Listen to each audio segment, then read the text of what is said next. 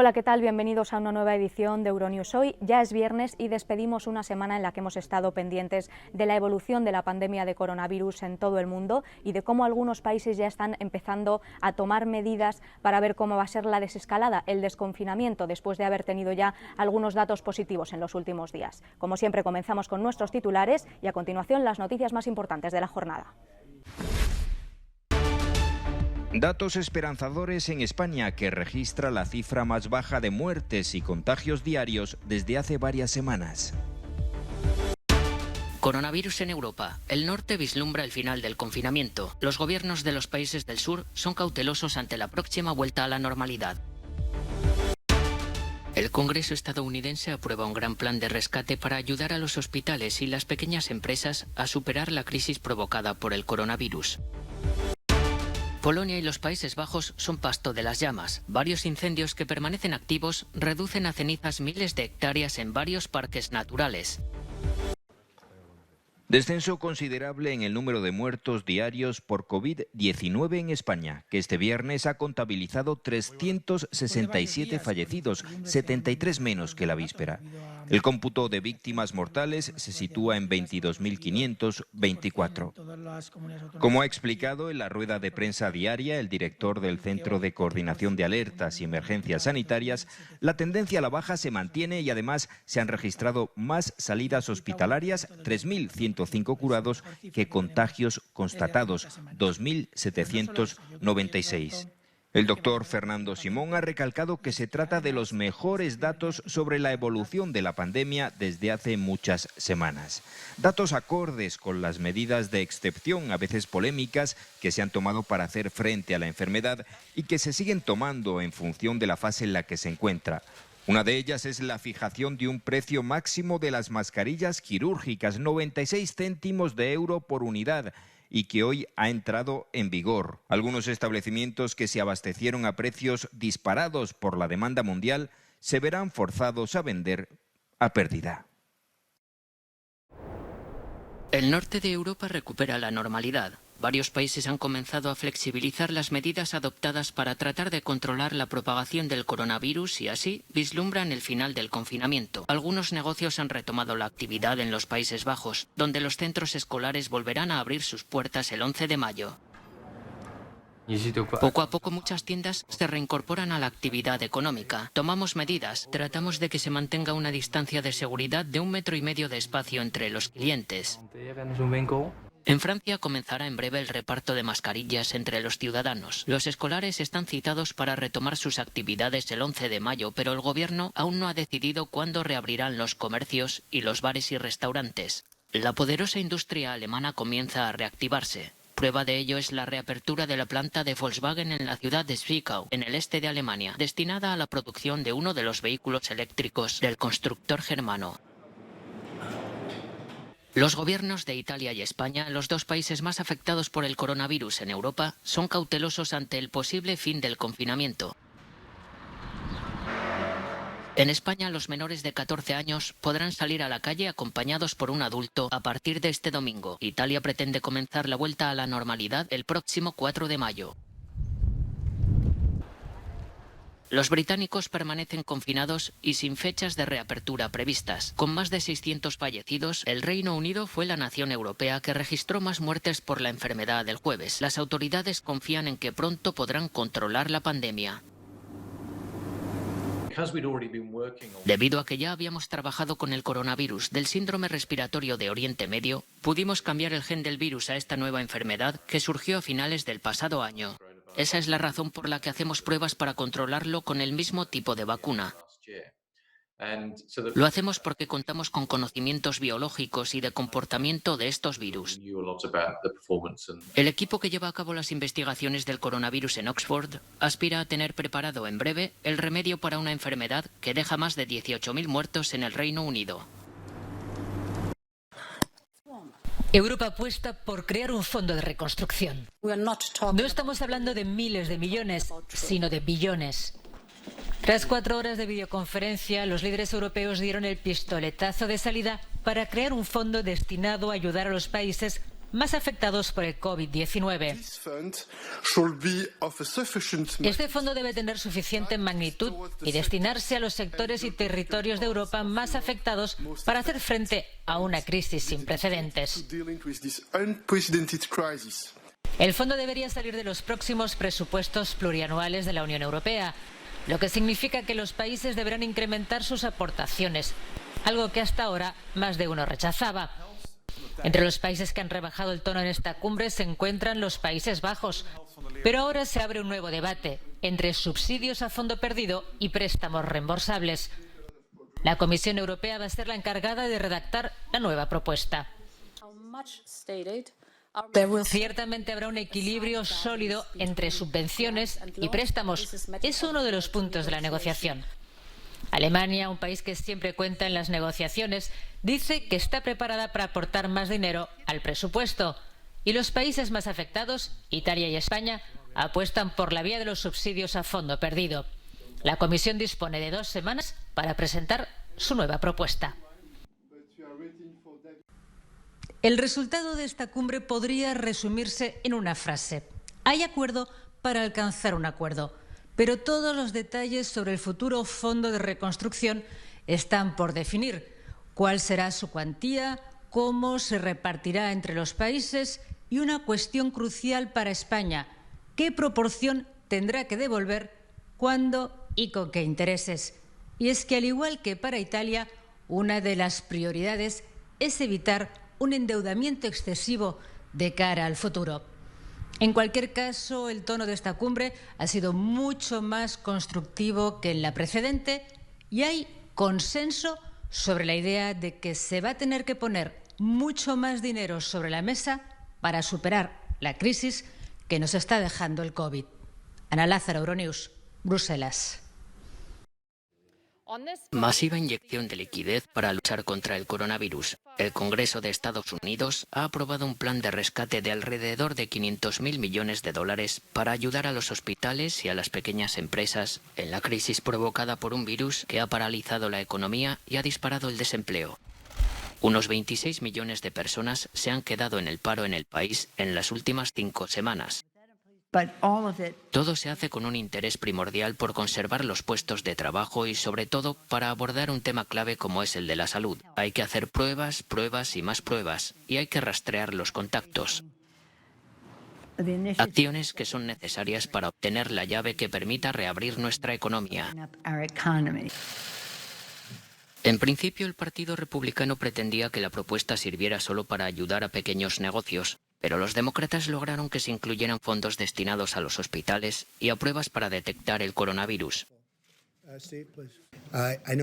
Sé mucho de economistas y no tienen ni idea. Mis ideas son tan buenas como cualquier otra. Nuestra economía comenzará a recuperarse cuando los estados terminen el confinamiento. Hemos logrado muchos avances y recibimos muchas llamadas para saber cómo gestionamos la pandemia. Entre tanto, continúan las muestras de rechazo al gobierno por su manera de hacer frente a la COVID-19. En las últimas semanas, Estados Unidos se ha convertido en el foco central de la pandemia con más de 880.000 casos de contagio registrados y en torno a 50.000 fallecidos a causa de la enfermedad. Cuba lleva con gran orgullo por todo el mundo su sistema de salud. Durante esta crisis del coronavirus ha aumentado el despliegue de sus misiones médicas en más de una decena de países. Ha enviado médicos incluso a uno de los epicentros de la enfermedad, Italia, aunque también a Andorra y a los territorios franceses de ultramar. Las misiones de doctores y enfermeros cubanos por el mundo son tan antiguas como la Revolución Castrista y han llevado a profesionales de las bien nutridas universidades cubanas a las 4 esquinas del mundo. Estas misiones han ayudado además a que Cuba mejore su imagen mundial y siga manteniendo, a pesar de la presión estadounidense, aliados en el terreno internacional, como cuenta el profesor canadiense y experto en Cuba, John Kirk. Y creo entonces que Cuba no lo hace como su primer objetivo, como para ganar votos en la ONU. No lo hace para mejorar su posición diplomática, pero por supuesto entonces que ayuda mucho. Hay varios países donde Cuba no tenía relación política, pero mandó médicos y esto tiene que entonces suavizar la oposición en esos países. Por una parte, los países receptores incrementan su capacidad médica en poco tiempo. Para Cuba los beneficios son mucho más vitales. Del sueldo que sus galenos perciben en el exterior, el gobierno se queda una parte muy importante. Tanto es así que los ingresos del Estado por estas misiones médicas superan los del turismo. Aunque Cuba trata, según Kirk, de cobrar solo a los países ricos, estos siguen obteniendo buenos médicos con sueldos modestos. Y son países así, los países ricos donde sí Cuba cobra dinero. Para los pobres, no, ni un centavo. No pagan tanto como habrían pagado a un médico formado en Europa o en Estados Unidos. Así que para ellos es buen negocio también. En estos extensos turnos de 20... A pesar de que parece que es un trato beneficioso para todas las partes, los críticos con estas misiones destacan que el trato a los propios médicos es muy mejorable. Muchos participantes en estos programas han denunciado que se les retiene el sueldo para evitar que se exilien una vez en el extranjero o se les confisca el pasaporte. A pesar de todo, para la mayoría de los profesionales sanitarios cubanos, afirma Kirk, es una experiencia obligatoria, un rito del oficio, enrolarse en estas misiones internacionales. Y agradeció su condición de...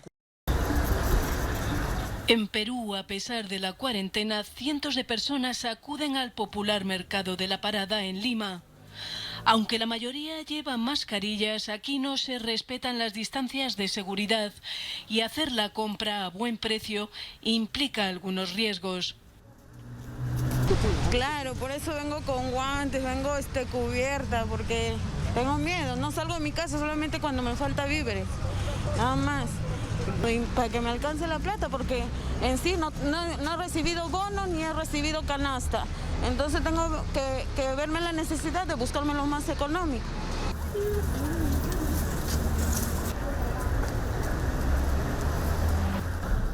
En Bolivia, aunque en la mina de plata de Potosí unas 10.000 personas dedicadas a la minería han dejado de trabajar provisionalmente para cumplir la cuarentena y frenar los contagios, aquí en esta yesería de Cochabamba, sin embargo, siguen trabajando a pesar de que el polvo que respiran es más que nocivo para sus vías respiratorias, sobre todo ahora con la epidemia de COVID-19. Cuando están constantemente con el contacto con este tipo de sustancias, especialmente polvos, hacen que se pierda esta capacidad que tiene las vías respiratorias de eliminar o filtrar este tipo de partículas. La situación del virus en las primeras semanas para ellos sería fatal, porque no cuentan con ese, mecanismo de defensa que estaría, indemne con cualquier otra persona, siendo incluso jóvenes. Rudyard Vargas, trabajador de esta comunidad, asegura que no les queda otro remedio que trabajar para ganarse el sustento. Tengo que escoger entre morir de hambre o morir enfermo. Y ellos no pueden darse ese lujo, ¿no? Tienen que trabajar para comer.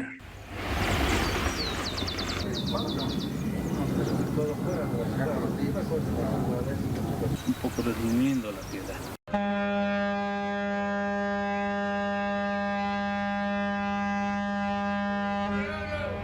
Sonata de sirenas en el puerto de Valparaíso, en Chile, en agradecimiento a la labor de los trabajadores que han mantenido el país en funcionamiento desde que comenzaron confinamientos y cuarentenas. En primer lugar, a los del propio puerto, el principal punto de entrada y salida de mercancías del país. Sin ellos, se habría paralizado, agudizando las nefastas consecuencias económicas que acompañan a la expansión de la COVID-19 por el mundo. Pero el homenaje abarca también a las fuerzas del orden y sobre todo al personal sanitario, la primera línea del frente de la guerra contra la pandemia.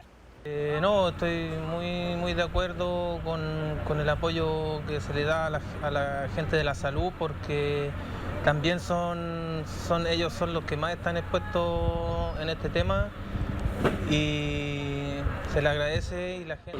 Ellos no están solos, están igual que nosotros, estamos todos aquí prestando nuestro servicio al país, tratando de dar lo mejor posible de cada uno de nosotros y esperando que esto pase. También es encomiable la labor que está realizando la comunidad de Zapallar, en la misma región de Valparaíso. Gracias a drones de alta tecnología, funcionarios municipales están distribuyendo medicinas, desinfectantes, mascarillas y suministros a personas, muchas de ellas ancianas, que viven en lugares aislados.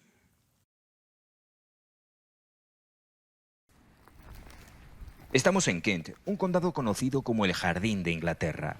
Las bayas se cosechan en verano y se empaquetan durante todo el año, a medida que la fruta llega de países más cálidos. Ahora, por vez primera en una generación, los británicos han solicitado estos trabajos. De la noche a la mañana me quedé sin empleo. Fue un regalo del cielo. Me han salvado. No sé de qué. Miles de trabajadores despedidos han respondido a las ofertas de empleo de los productores de fruta del país, pero la cosecha, cuando más se les necesitará, no es hasta dentro de 5 semanas, cuando esperan volver a sus trabajos de antes. La montaña rusa es una buena manera de describirlo. Como explica el agricultor Stephen Taylor, ha habido problemas en la cadena de suministro. Todos intentamos distribuir la fruta a las tiendas.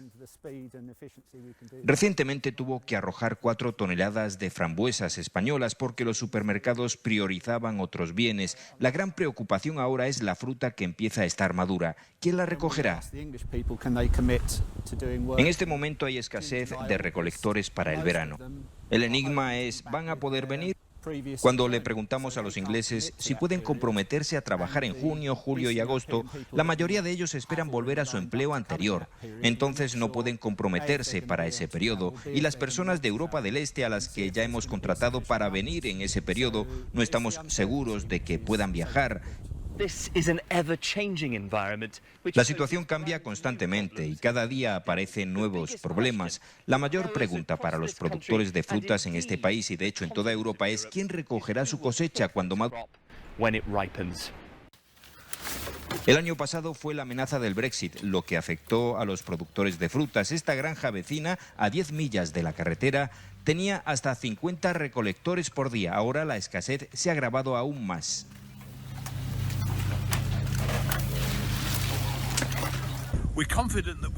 Confiamos en que cosecharemos todas las bayas este año, pero tendrá un costo adicional considerable. Lo que realmente pedimos es apoyo para vender nuestros productos, ponerlos en los estantes, promocionarlos como siempre y saber que están allí para comprarlos. Un problema que crece más rápido que la fruta. Los productores británicos ya luchan con las complicaciones causadas por el Brexit. Necesitan ocupar 90.000 trabajos estacionales y están compitiendo con los agricultores de toda Europa. Volver a jugar sí, pero no a cualquier precio. Los futbolistas están dispuestos a retomar la competición en la Liga Española, pero primero quieren estar seguros de que no van a correr ningún riesgo y que no van a estar expuestos a un posible contagio de coronavirus. La patronal pretende iniciar pruebas para detectar el virus en el seno de los equipos el próximo martes, con vistas a la vuelta de los jugadores a los entrenamientos a primeros de mayo. La Liga aspira a que recomiencen los partidos lo antes posible para minimizar pérdidas. Los futbolistas prefieren esperar a que la pandemia esté más controlada. Arde Polonia. Varios incendios han devastado el Parque Nacional de Biebrza, la mayor reserva natural de un país que hace frente a su peor sequía de los últimos años. Tras los primeros focos de fuego que se produjeron el domingo, las llamas arrasaron 6.000 hectáreas de terreno, es decir, la 10ª parte de un parque que cuenta con algunos de los humedales mejor conservados de Europa y es hogar de alces, castores, lobos y numerosas aves, entre otras especies animales. Las autoridades apuntan hacia la quema ilegal de rastrojos como origen de los incendios. El fuerte viento y la acusada falta de precipitaciones los mantienen activos.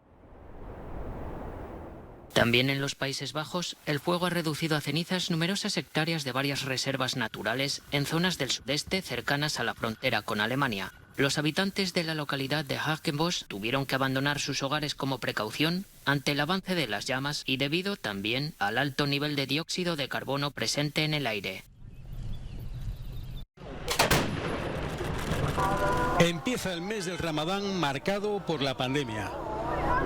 Los musulmanes del mundo afrontan un Ramadán sin rezos multitudinarios, al aire libre y con las mezquitas cerradas. También están prohibidas las reuniones de familias y amigos en el momento de romper el ayuno diario. Por primera vez la Meca está desierta en esta celebración religiosa. En Malasia, el gobierno ha difundido una campaña para mantener el ánimo de los fieles, a pesar de no poder comprar comida para romper el ayuno en los bazares o realizar oraciones nocturnas en las mezquitas. No tenemos más remedio que superar esto. Este control de movimientos es muy duro, pero no hay nada que se pueda hacer, así que solo tengo que esperar a que pase.